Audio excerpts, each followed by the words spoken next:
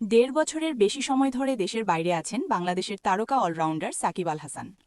২০২৪ সালের আগস্টে আওয়ামী লীগের পতনের পর জাতীয় দলে তার খেলায় এক ধরনের অলিখিত নিষেধাজ্ঞা জারি হয়েছিল। তবে এখন তাকে আবার জাতীয় দলে ফেরানোর প্রস্তুতি নিচ্ছে বাংলাদেশ জাতীয় ক্রিকেট দল ও বাংলাদেশ ক্রিকেট বোর্ড।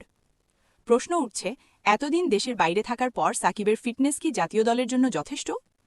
এই প্রশ্নের জবাব দিয়েছেন জাতীয় দলের ফিজিও ইফতিখার ইফতি।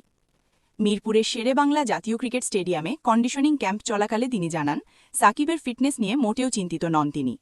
তার মতে সাকিব দেশের বাইরে থাকলেও সবসময় কঠোর মনিটরিংয়ের মধ্যেই আছেন। তার রয়েছে ব্যক্তিগত ফিটনেস ট্রেনার, ফিজিও এবং নিউট্রিশন সাপোর্ট।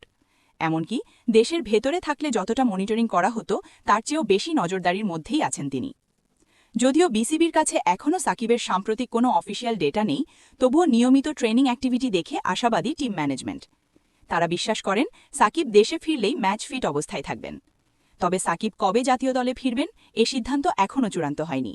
বিসিবি যখন মনে করবে তিনি প্রস্তুত, তখনই তাকে ঘিরে নতুন পরিকল্পনা করা হবে। সব মিলিয়ে সাকিবের জাতীয় দলে ফেরার অপেক্ষায় এখন পুরো বাংলাদেশ।